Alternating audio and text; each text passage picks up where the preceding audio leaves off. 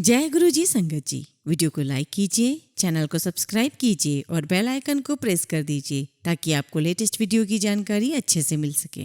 जय गुरु जी। गुरु जी का अनंतम अनंतम शुक्राना। गुरु जी के श्री चरणों में कोटि कोटि प्रणाम और प्यारी प्यारी संगत को जय गुरु जी। संगत जी, हम सब परमपिता गुरु जी महाराज के श्री चरणों में विराजमान हैं और हमें लगता है कि हमारा गुरुजी से पूरा कनेक्शन हो गया है, परंतु हम सब में इतना सामर्थ्य नहीं है कि हम गुरुजी को जान पाएं। इसके लिए हमें हमारा गुरुजी के प्रति शुद्ध भाव चाहिए, पूर्ण समर्पण चाहिए, हमारे आचरण शुद्ध हो, सबके प्रति हमारे दिल में दया हो और सबसे बड़ी बात सभी संगत के प्रति अपार प्रेम हो, क्योंकि जो गुरुजी की संगत को प्रेम करते हैं गुरुजी उन्हें अपना बना लेते हैं। और यदि ऐसा हुआ तो आपके जीवन से दुख दरिद्रता को दूर जाना ही होगा, जैसा कि आज के सत्संग में संगत के साथ हुआ। संगत की गुरुजी से ऐसी कनेक्टिविटी बनी कि यहाँ संगत अपनी परेशानी को लेकर गुरुजी को याद करते और वहाँ गुरुजी उनकी परेशानी का सॉल्यूशन कर देते।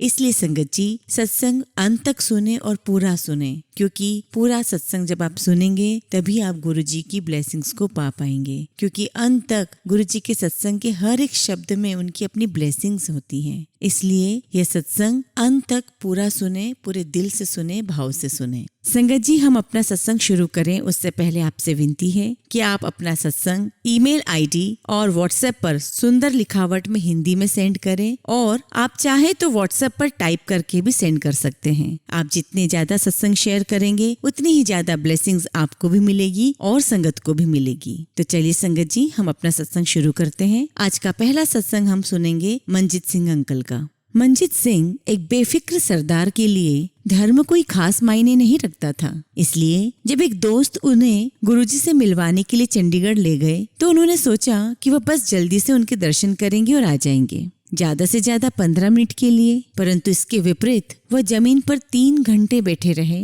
अपनी पीठ की तकलीफ से परेशान हुए बिना। गुरुजी के शांतिदायक प्रभुत्व से वो बहुत प्रभावित हुए। मंजीत अंकल कहते हैं कि उनकी उपस्थिति में शांति की हुकूमत होती है, अर्थात गुरुजी की प्रेजेंस में हमें पूर्ण शांति का एहसास होता है। उनकी अंदरूनी शांति की भेंट से मैं खुद को दूर नहीं कर पाया। मंजीत अंकल के लिए हैरान कर देने वाली अभी और भी चीजें होने बाकी थी। गुरुजी उनसे बोले कि वह उसकी राह देख रहे थे, इकबाल सिंह के बेटे की। गुरुजी बोले कि वह मंजीत अंकल के पिताजी से सालों पहले मिले थे, जब मंजीत छोटा था। गुरुजी कैसे जानते थे कि मंजीत सिंह इकबाल सिंह जी के बेटे हैं? यह अभी भी एक पहेली है। वह जानते थे कि डायबिटीज की वजह से मंजीत अंकल ने विस्की छोड़ दी थी और उन्होंने मंजीत अंकल को 1 हफ्ते में 2 पेग विस्की पीने को कहा। वो डायबिटीज के रोगी को विस्की पीने को कह रहे थे, परंतु अंकल अब डायबिटीज के रोगी नहीं रहे थे। आगे होने वाले परीक्षण से और टेस्ट से यह स्पष्ट हो गया था कि वो डायबिटीज के रोगी नहीं रहे। अंकल कहते हैं कि मेरी ब्लड शुगर की परेशानी मानो हवा में गायब हो गई थी, बस ऐसे ही, और मेरी स्लिप डिस्क की परेशानी भी। ऐसा लगता था मानो मुझे यह परेशानी कभी थी ही नहीं। आगे और भी बहुत कुछ होना था। मंजीत सिंह जी के दूसरे बेटे ने इलाहाबाद में कंप्यूटर कोर्स में एडमिशन के लिए आवेदन दिया हुआ था। कई हफ्ते निकल गए लेकिन अप्रूवल अभी तक नहीं आया था। मंजीत अंकल और उनके बेटे यहाँ बेचैन थे और ऐसी अवस्था में वो गुरुजी के पास गए और गुरुजी ने उनके बेटे को एक 5 तोले का तांबे का कड़ा पहनने को कहा। ठीक उतने वजन का कड़ा हमने पूरे शहर में ढूंढा, अंत में वो हमें मिला। अगले दिन कुरियर से चिट्ठी आई जिसमें मेरे बेटे को इंटरव्यू के लिए बुलाया गया। जब हम वहाँ गए तो हमें पता चला कि दिल्ली जोन की मेरिट लिस्ट में उसने टॉप किया था। मेरे बेटे का मानना है कि यह गुरुजी ने ही किया है और वह बिल्कुल सही है। ऐसा मेरे बहनोई जो पटियाला में रहते हैं, उनकी आंखों की रोशनी जा रही थी। उनकी आंखों का तरल पदार्थ सूख गया था। हम उन्हें गुरुजी के पास लेकर गए और गुरुजी ने उसे टॉफी प्रसाद दिया। वो टॉफी खाने के लिए मुझे मेरे बहनोई को मनाना पड़ा। मैं खुश हूँ कि मैंने ऐसा किया, क्योंकि 1 हफ्ते में उनकी आंखों की रोशनी में सुधार आया। मेरे बहनोई ने पटियाला से फोन करके बताया कि उनके डॉक्टर ने यह निश्चित रूप से कहा है कि उनकी आंखों की रोशनी सामान्य हो गई है और वह अभी भी समझने की कोशिश कर रहे थे कि ऐसा चमत्कार हुआ तो कैसे हुआ। ये सब गुरुजी की कृपा है, गुरुजी का आशीर्वाद है।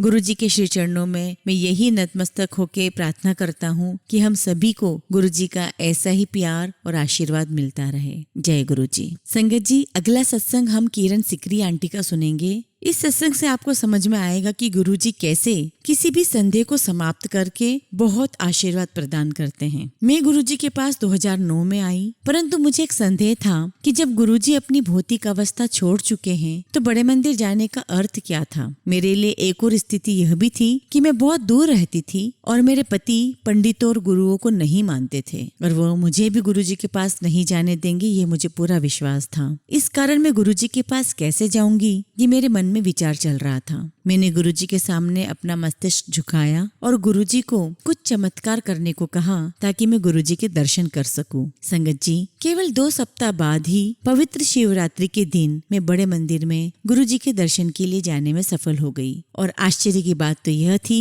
कि साथ में मेरे हस्बैंड भी थे। उस दिन के बाद मेरे हस्बैंड हमेशा मेरे साथ बड़े मंदिर आते हैं। जुलाई 2012 में मैं एक कॉलोनी में जा रही थी कि तभी एकाएक कार बहुत तेजी से सामने से आई। जब यह दृश्य मेरी आंखों के सामने आया तो मुझे ऐसा लगा कि अब मेरा अंत निश्चित है। मैंने देखा कि कार मुझसे टकराई और मुझे हवा में उड़ाकर जमीन पर पटक दिया और मेरे खून के छींटे सड़क पर पड़े हुए हैं। परंतु साधारण दृष्टि से देखने पर मैं बगैर किसी खरोच के वापस सड़क पर थी। तब मुझे एहसास हुआ कि कार केवल मुझे छूती हुई मेरे पास से निकल गई थी और मैं पूरी तरह ठीक थी। यदि गुरुजी ने मुझे नहीं बचाया होता तो मुझे पता नहीं मेरा क्या हो जाता।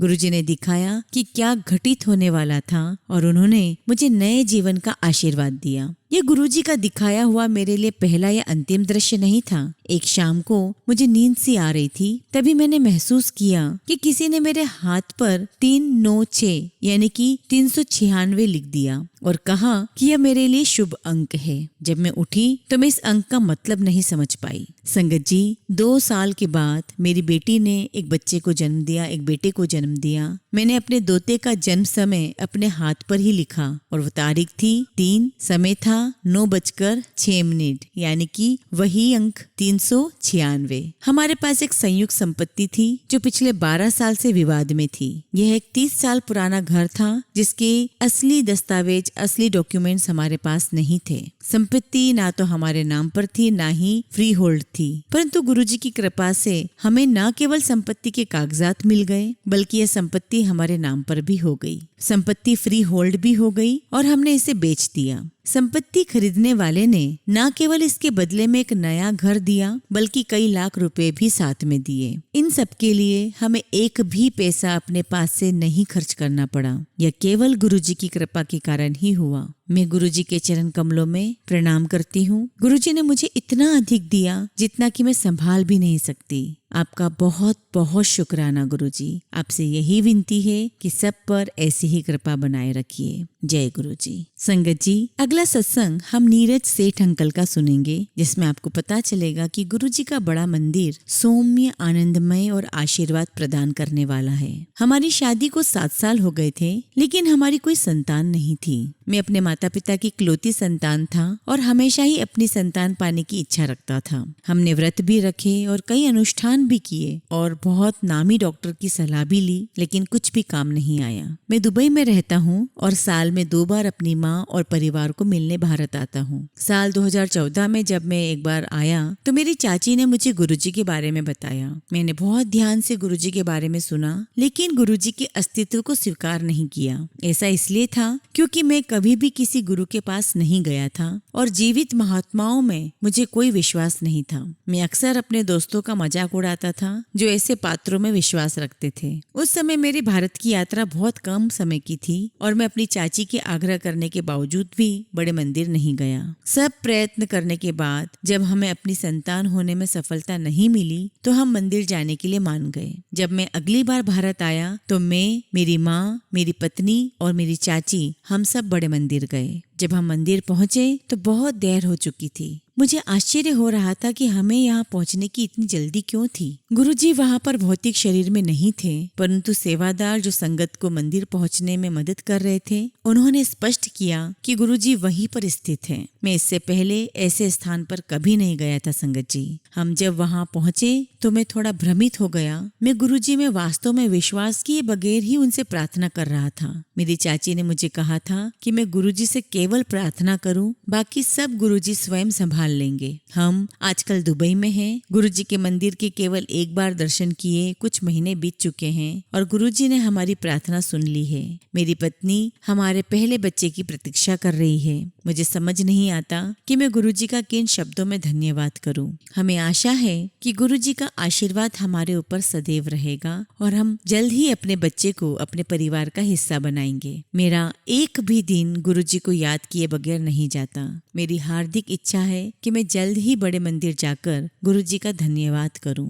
मुझे आशा है कि गुरुजी सदैव हमें आशीर्वाद देते रहेंगे। आप सभी संगत से यही विनती है कि एक बार बड़े मंदिर जाकर गुरुजी के दर्शन जरूर करें, गुरुजी का आशीर्वाद जरूर लें। वहाँ की पुण्य पावन भूमि में कुछ अलग ही चमत्कार है। गुरुजी से यही विनती है कि हम सभी पर ऐसे ही कृपा बरसाते रहें। जय गुरुजी। शुक्राना गुरुजी।